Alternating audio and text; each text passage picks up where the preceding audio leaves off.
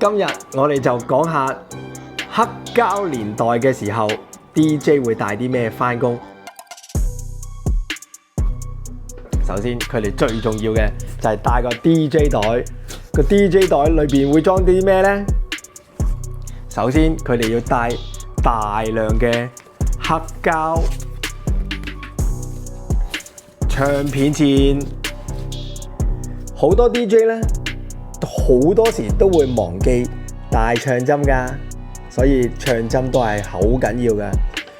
有一啲好細心嘅 DJ 呢，佢哋都會帶啲清潔嘅用品，因為好多時都會唱嘅時候係會有好多靜電產生，所以就會好多塵。